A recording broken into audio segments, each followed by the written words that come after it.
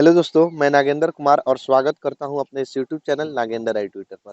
जैसा कि पिछले वीडियो में हम लोग सेट 3 के सब्जेक्टिव क्वेश्चन पढ़ रहे थे, उसमें सारी वीडियो बना दी गई है 2 नंबर वाला। और आज की इस वीडियो में हम लोग सेट 4 के सेट 4 के 2 नंबर वाला क्वेश्चन पढ़ेंगे। तो चलिए वीडियो को शुरू करते हैं।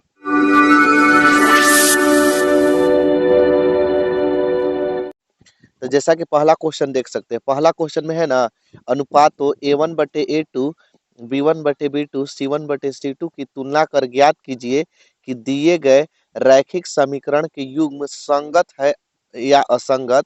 इस समीकरण दे दिया है 2x - 3y = 8 तथा 4x - 6y = 9। चलिए इसको हल करते हैं। देखिए 2x - 3y = 8 है, तो सबसे पहले A1/A2 निकालेंगे। A1/A2 तो A1/A2 का मान कैसे निकलेगा, 2/4 करेंगे तो यहाँ लिखेंगे 2/4। 2 से घटाइए, 2 एकम 2, 2 दूनी के 4, यानी 1 बटे कितना हो जाएगा, 2 हो जाएगा। ठीक, इसी प्रकार B1/B2 करेंगे। B1/B2 तो B1 के मान कितना है, -3, B2 के मान -6, -3/-6, माइनस माइनस घटा दीजिए, 3 एकम 3, 3 दूनी के 6, 1/2। यानी कहने का मतलब जिसमें x लगा हो A1/A2 का मान, जिसमें y लगा हो B1/B2 का मान। और यहाँ C1/C2 करिए तो हो जाएगा 8/9, 8/9 लिख देते हैं। तो यहाँ से आप देख सकते हैं कि 1/2 बराबर है 1/2 के। 1/2 जो है 1/2 के तो बराबर है, बाकी बराबर है 8/9, तो कहिएगा कि नहीं, बराबर नहीं है 8/9।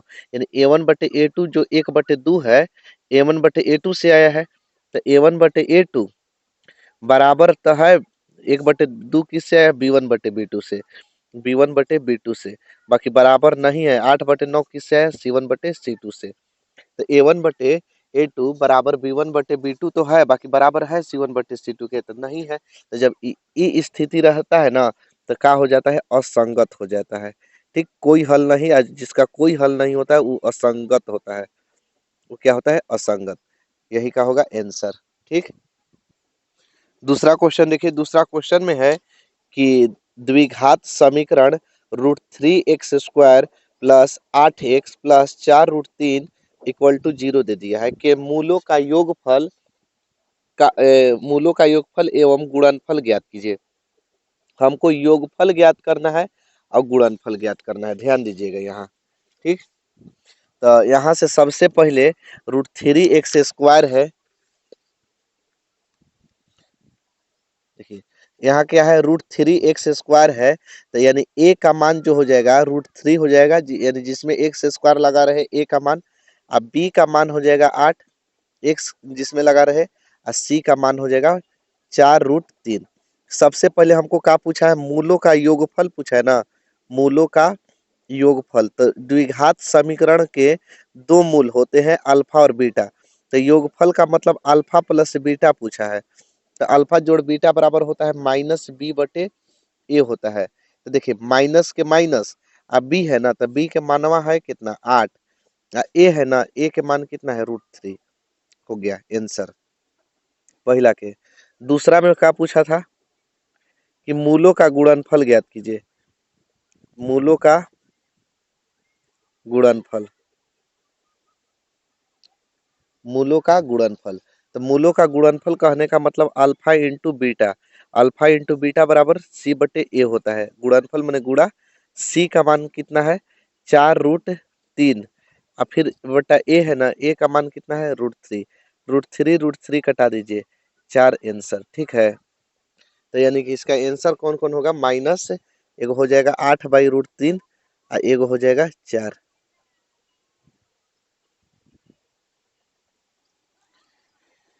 चलिए तीसरा क्वेश्चन देखते हैं। तीसरा क्वेश्चन देख सकते हैं, कह रहा है त्रिभुज पी क्यू आर में, त्रिभुज पी क्यू आर की भुजाओं पी क्यू और पी आर पर क्रमशः बिंदु ई और एफ स्थित है। ध्यान से समझिएगा कि त्रिभुज, देखिए पी क्यू आर है, पी क्यू आर पर पी क्यू आर त्रिभुज था, उस पर पी क्यू भुजा पर ई बिंदु, अब पी आर भुजा पर एफ स्थित है।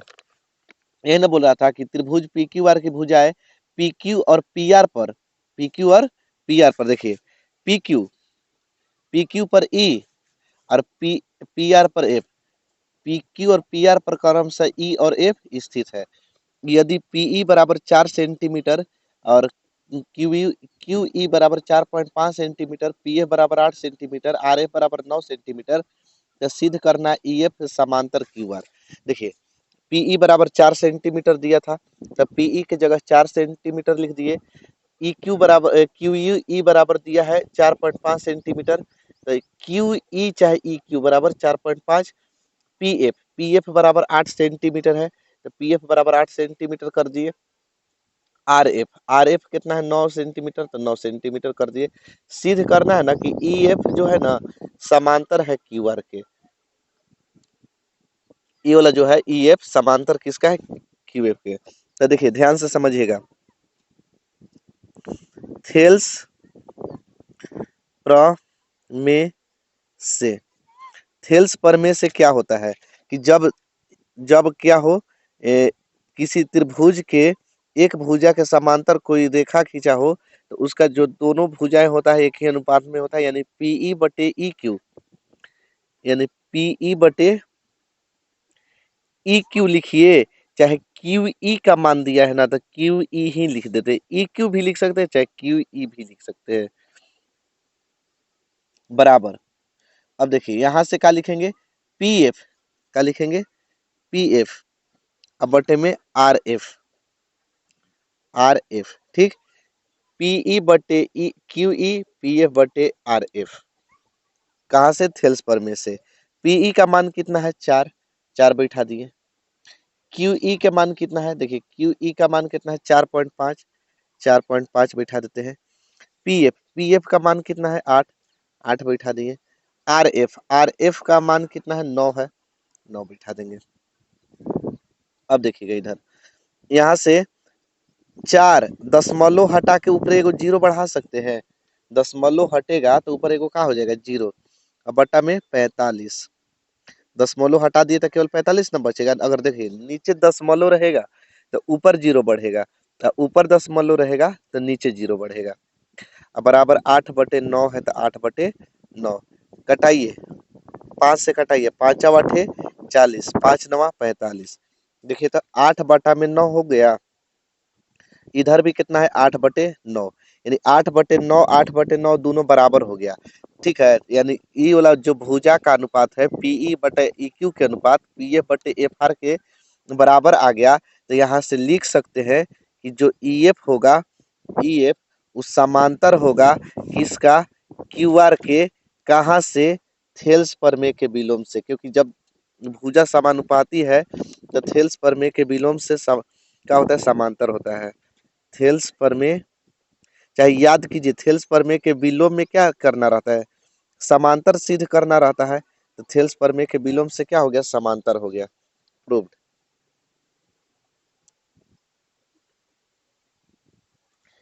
चलिए क्वेश्चन नंबर 4 देखिए, देखिए क्वेश्चन 4 में कह रहा है ना, एक बिंदु ए से जो वृत्त के केंद्र से 5 सेंटीमीटर की दूरी पर है, वृत्त पर स्पर्श रेखा की लंबाई 3 सेंटीमीटर है, तो वृत्त की त्रिज्या ज्ञात कीजिए। समझिएगा, यहाँ ध्यान से समझिएगा, ठीक है। यहाँ से कह रहा था कि एक बिंदु ए से जो एक वृत्त, वृत्त बोला है ना, तो एक वृत्त बना लिया, इसका केंद्र मान लेते हैं ओ है। एक बिंदु ए है, ए से जो वृत्त के केंद्र की दूरी, कोई बिंदु ए है, ठीक है।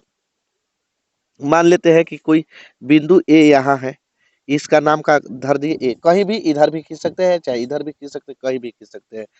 अब एक बिंदु ए से जो एक वृत्त के केंद्र, तो वृत्त के केंद्रवा यही है, ये ना वृत्त के केंद्रवा है, केंद्र से 5 सेंटीमीटर की दूरी पर है, यानी ये जो रेखवा है वो कै सेंटीमीटर की दूरी पर है, 5 सेंटीमीटर की दूरी पर है।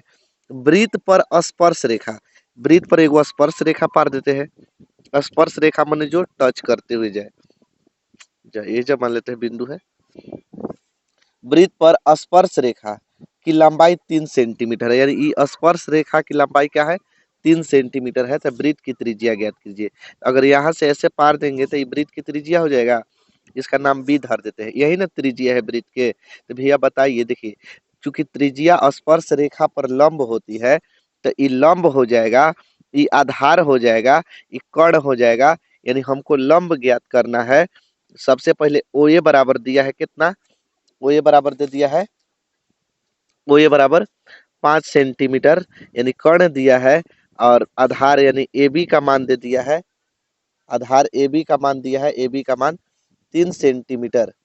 कितना दिया है, 3 सेंटीमीटर। हमको क्या ज्ञात करना है, ओ बी ज्ञात करना है, त्रिज्या ज्ञात करना है।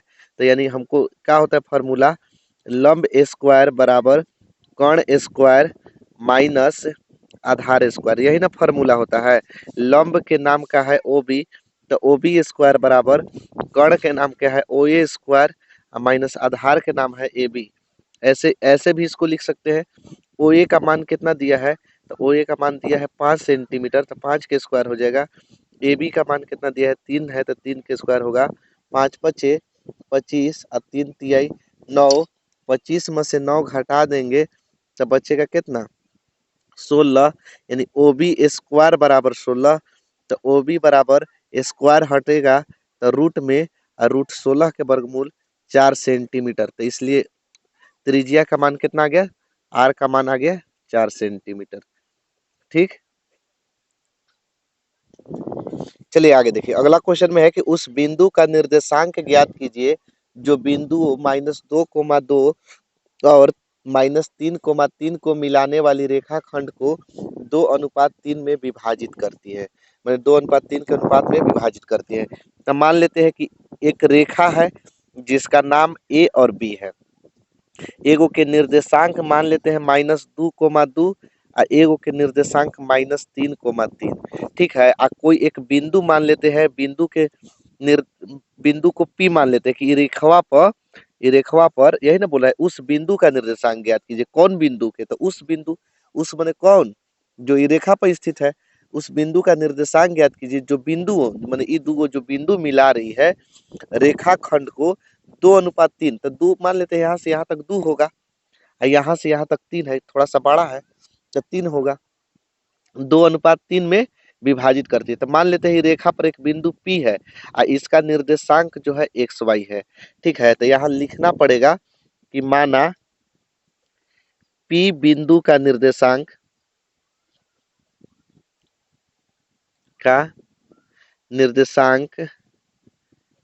एक्स कोमा वाई है। पी बिंदु का निर्देशांक क्या है, एक्स कोमा वाई। ए कितना माने हैं -2, 2, यही ना माने हैं। तो देखिए ए जो होता है ना x1 का मान होता है y1 का मान होता है, तो x1 हो जाएगा y1 हो जाएगा। और जो बी है ना, बी वो कितना है -3, 3 है, -3, 3 ये हो जाएगा x2 के मान और y2 के मान। ठीक, अब पी के तो मान पते है, और जो ई दो काम करेगा ना वो एम का मान काम करेगा, एम के मान 2 और एन इस जो 3 काम करेगा वो एन का मान। आप यहाँ m1 m2 भी लिख सकते हैं, m1 के मान 2, m2 के मान 3। ठीक, अब देखिए ध्यान दीजिएगा यहाँ।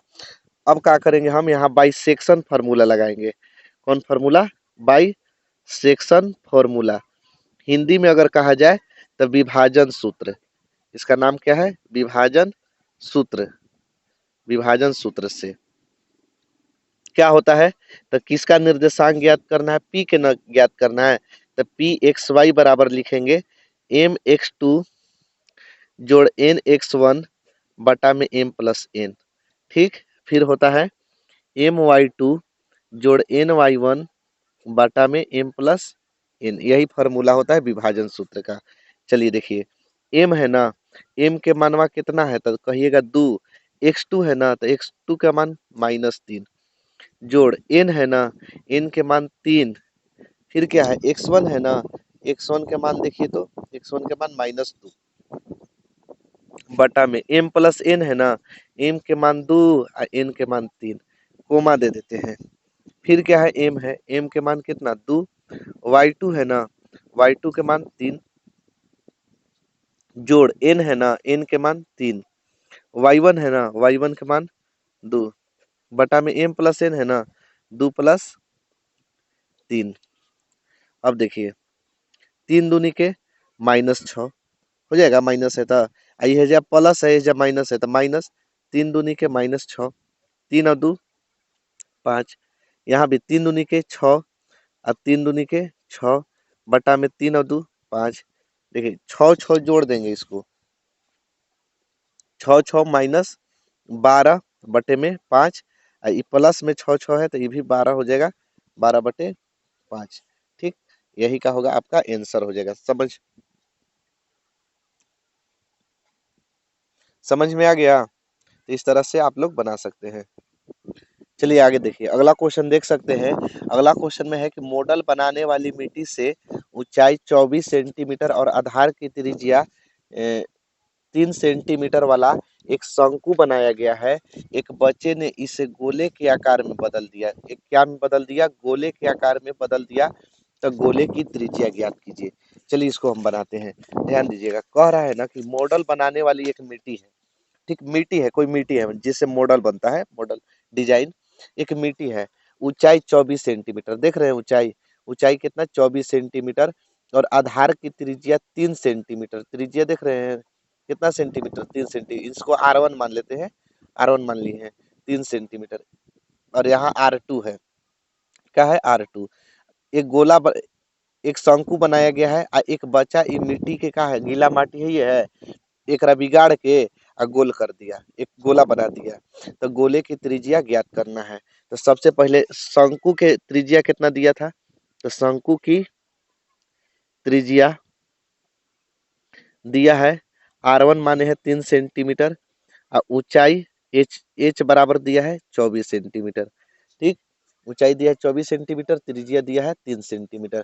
तो देखिए भैया, ये याद रखिएगा, जब बिगाड़ के कोई चीज बनाया जाए, ठीक है, चाहे कोई गला कर कोई चीज में ढाला, जैसे शंकु है अब बेलन में ढाल दिया, गला के धातु के कोई गला के ढाल देगा, तो दोनों के आयतन बराबर होगा, क्षेत्रफल नहीं।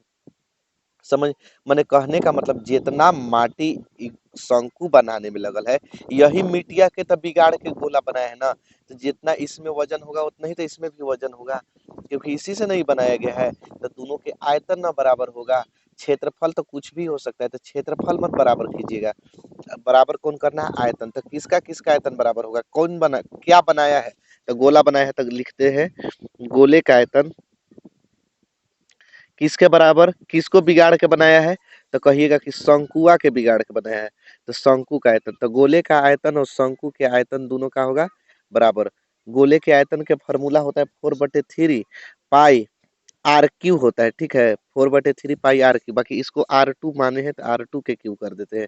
और शंकु के आयतन होता है 1/3 पाई R²H, बाकी इसको R1 माने हैं तो R1 कर देते हैं। पाई से पाई कटा दीजिए, दोनों दिन से 3 से 3 कटा दीजिए, इधर 4 बचेगा, R2 के क्यू बचेगा और इधर R1² H बचेगा। अब देखिएगा 4 के 4 R2 के क्यू है ना, आर R2 के क्यू बराबर R1 के मान है कितना? 3, स्क्वायर है, दो बार इसे गुणा में लिख सकते हैं। ऊंचाई कितना है? 24, 24 लिख सकते हैं, 4 से कटाइए, 4 छक 24 हो जाएगा। तो R2 बराबर यह का में है, क्यूब में है, इधर जाएगा तो घनमूल में, घनमूल में जब 3 छुपा रहता है, तो 3 गुणे 3 6 है ना, 6 को तोड़ के लिखेंगे, 3 दूनी के 6। तो R2 बराबर हो जाएगा, 3 गो 3 में से एगो 3 बाहर ही निकलेगा क्योंकि 3 का जोड़ा है, तो इसके अंदर 3 रहेगा, यहाँ 2, यानी R2 का मान कितना हो जाएगा? 3 घनमूल के अंदर √2 सेंटीमीटर, यही का होगा आंसर। ठीक, समझ में आ गया? चलिए आगे देखिए, अगला क्वेश्चन देख सकते हैं। अगला क्वेश्चन में है ना कि दो वृत्तों की त्रिज्याएं क्रमशः 8 सेंटीमीटर और 6 सेंटीमीटर है।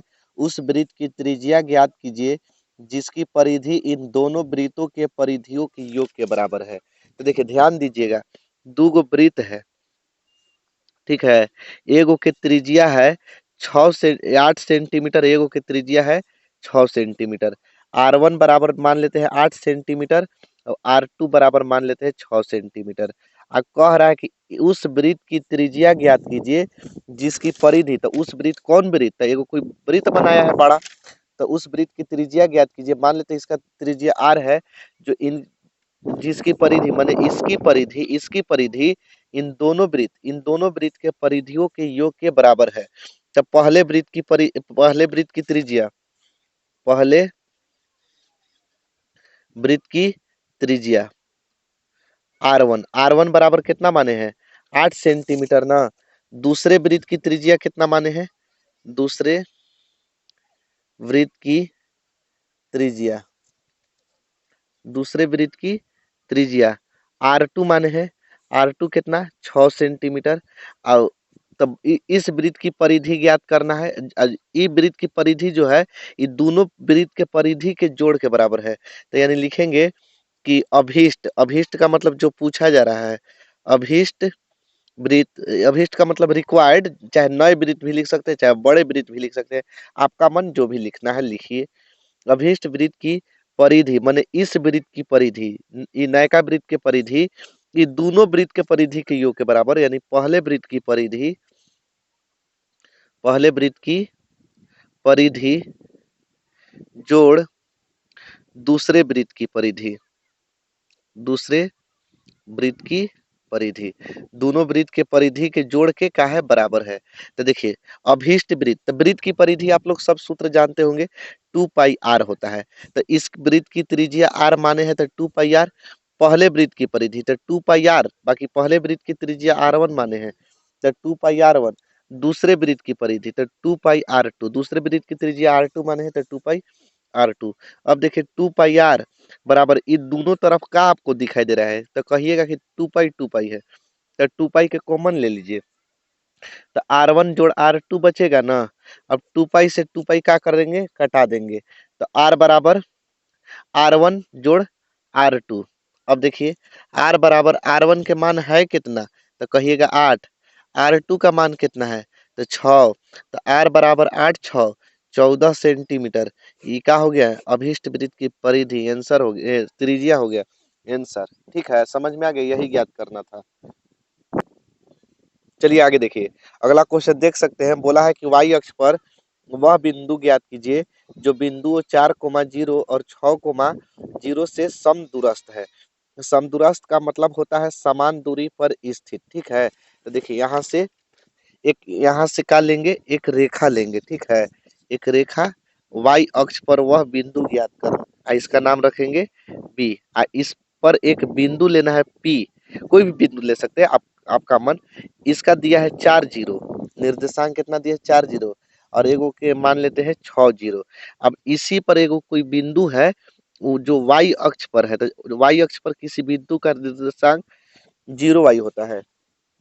वाई अक्ष पर किसी बिंदु का निर्देशांक 0, y, एक्स अक्ष पर किसी बिंदु के निर्देशांक x, 0। ठीक है, तो वाई अक्ष बोला है ना, तो वाई अक्ष पर 0, y हो जाएगा। अब समदूरस्थ है, समदूरस्थ का मतलब समझिए, सम माने बराबर, दूर दूर माने दूरी, अस्त का मतलब स्थित, समान दूरी पर स्थित है, समान दूरी पर माने इसका दूरी और इसका दूरी दोनों का है बराबर है। तो हम लिख सकते हैं कि यहाँ एपी एपी जो होगा, एपी के दूरी वो बीपी के दूरी के बराबर होगा, बीपी के दूरी के, यानी एपी का दूरी और बीपी का दूरी दोनों का होगा बराबर होगा।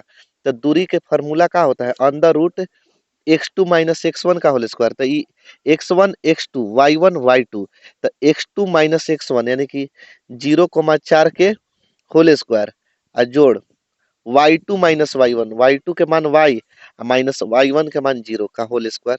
इधर भी अब ई देखिए, ई दोनों में x1 x2 y1 y2 काम करने लगेगा, तो x1 के मान कितना 6 और माइनस x2 का मान कितना 0 का होल स्क्वायर और जोड़ y2 के मान 0 और y1 के मान y होल स्क्वायर। ठीक, तो हो जाएगा कितना, 4 में से 0 घटेगा -4 का होल स्क्वायर, और वाई में से 0 घटेगा वाई स्क्वायर, बराबर 6 में से 0 का 6 के square minus y square. Root root हटा दीजिए, 4 चौके 16 और प्लस वाई स्क्वायर बराबर 36 और प्लस वाई स्क्वायर। अब वाई स्क्वायर कट गया, ये कहाँ बच गया जी, 16 बराबर 36 आ रहा है। वाई अक्ष पर कौन बिंदु होगा, कैसे बनाया है ये वाला, तो कट गया, इसका आंसर क्या हो जाएगा, कुछ नहीं होगा। अभीष्ट बिंदु कुछ नहीं है तो 0 लिख लिख दिया है। देखिए यहाँ से भी देखिए, इसका यहाँ से y है ना, तो वाई स्क्वायर कटेगा तो 16 बराबर 36। अब अभिष्ट बिंदु 0 मतलब कुछ नहीं आया, वाई का मान अभी नहीं किया, तो यहाँ से हम लिख सकते हैं कि कुछ नहीं आया, तो अभिष्ट बिंदु क्या हो जाएगा, अभिष्ट बिंदु जो हो जाएगा वो 0 होगा आंसर। ठीक है, अब देखिए तो अंक बराबर अंक आ गया, तो इसमें कहाँ कुछ आंसर होगा, तो अभिष्ट बिंदु का होगा 0। चलिए आगे देखिए, अगला क्वेश्चन देख सकते हैं। बोला है कि यदि cos a बराबर 3/4 तो sin a और tan a का मान परिकलित कीजिए। ठीक है, तो देखिए यहाँ से cos a बराबर 3/4 है, cos a बराबर 3/4, लाल बटे का आप लोग जानते होंगे, लाल बटे का कि यहाँ साइन के मान होता है cos के, tan के, cot से cos होता है ना, तो साइन साइन cos बराबर आधार बटे कर्ण, तो यहाँ लिख सकते हैं आधार बटा में कर्ण। आधार का मान कितना, तो कहिएगा कि 3, और कर्ण का मान कितना, तो कर्ण का मान कहिएगा 4। तो का निकालेंगे लंब, तो लंब निकालेंगे अभी, क्योंकि लंब ना निकालना है तब ना साइन और tan निकलेगा। तो लंब बराबर होता है अंडर रूट कर्ण स्क्वायर माइनस आधार स्क्वायर। तो कर्ण के मान कितना है, कर्ण के मान बताइए, तो कहिएगा कि 4, तो 4 के स्क्वायर। अब आधार का मान कितना है 3, तो कहिएगा 3 के स्क्वायर। 4 चौके 16, 3 तिहाई 9, 16 में से 9 गया तो 9 7 16। ठीक है, अब देखिए, अब लब का मान निकल गया √7, तो क्या निकालना है साइन के मान, तो साइन ए बराबर, तो साइन बराबर लंब बटे कर्ण होता है, लंब बटे कर्ण। लंब का मान कितना, तो कहिएगा लंब का मान आ गया है √7, और कर्ण का मान कितना, तो कर्ण का मान 4। फिर का के मान निकालना है, tan के मान निकालना है, tan का, तो tan बराबर क्या होता है साइन cos tan, tan बराबर होता है लंब बटे आधार, लंब बटे आधार। लंब का मान कितना, तो कहिएगा √7, अब आधार के मान कितना, तो आधार के मान 3। यही का होगा आपका आंसर हो जाएगा। ठीक, चलिए आगे देखिए, अगला क्वेश्चन देख सकते हैं, कह रहा है सिद्ध करे cot 48 degree, cot 23 degree, cot 42 degree, cot 67 degree बराबर 1। देखिए यहाँ क्वेश्चन उतार दिए, अब LHS लिख कर एक बार इसको उतार दिए। उतारने के बाद देखिए, अब बताइए कि 48 डिग्री का पता है मान, नहीं पता है, ना 23 डिग्री के पता है, ना 42 के, ना 67 के। तो जब मान पता नहीं होता है ना, तब पूरा कोण पर लेके चलते हैं, तो कॉम्प्लीमेंट्री पे, यानी sine 90 minus theta, cos 90 minus theta, tan 90 minus theta, ये सब फार्मूला पता होगा। तो देखिए तो कौन कौन जोड़ेंगे कि 90 आ जाएगा, तो 48 और 42 जोड़ेंगे तो 90, तो ये दोनों के एक जगह भी लिख लीजिए, ये दोनों के एक जगह लिख लेंगे, क्योंकि ये दोनों जोड़ेंगे तो 90 डिग्री के बराबर। और इस 23 और 67 जोड़ेंगे तो 23 डिग्री, और 67 डिग्री जोड़ेंगे तो 90 के बराबर हो जाएगा ना। तो अब 90 के फॉर्मूला पर चाहे आप इसको चेंज कीजिए, चाहे इसको चेंज कीजिए, चाहे इसको चेंज कीजिए, चाहे इसको, दोनों में से कोई को कर सकते हैं। ये दोनों में से कोई एगो के करिएगा, ये ना कि दोनों रपेट दीजिएगा, दोनों नहीं रपेटना है। तो दोनों में से कोई के चेंज कर देते हैं। ठीक, तो इसी को चेंज करते हैं, तो कॉट 90 में से कितना डिग्री घटाएंगे कि 48 बचेगा, तो कहिएगा कि 42 डिग्री, 42 घटा दीजिए। इस same to same cot 42 degree जस के तस। फिर ये दोनों में से कोई एगो के चेंज करिए, तो चलिए इसी को चेंज कर देते हैं। कॉट 23 है, 90 में से कितना घटाएंगे कि 23 बचेगा, तो कहिएगा 67। इसको चेंज करना है तो इसको घटा दीजिए, इसको चेंज करना है तो इसको घटा दीजिए, इंटू कॉट 67। अब कॉट 90 माइनस थीटा क्या होता है टेन थीटा, तो टेन है थीटा का मान कितना 42 डिग्री, इंटू कॉट 42। फिर यहाँ कॉट 90 माइनस थीटा, कॉट किस में चेंज हो जाता है, तो टेन में, टेन है थीटा के मान 67 इंटू कॉट 67। एक फार्मूला होता है, फार्मूला यहाँ लिख देते हैं, tan theta into cot theta बराबर 1। टेन में और कॉट में गुणा होता है तो 1 होता है, थीटा सेम होना चाहिए दोनों में। तो 42 42 सेम है, टेन और कॉट है तो इसका मान 1, गुणा थीटा थीटा सेम है, टेन और कॉट है तो 1, 1 में 1 से गुणा हुआ 1, क्या हो गया RHS आ गया, 1 के बराबर आ गया RHS प्रूफ।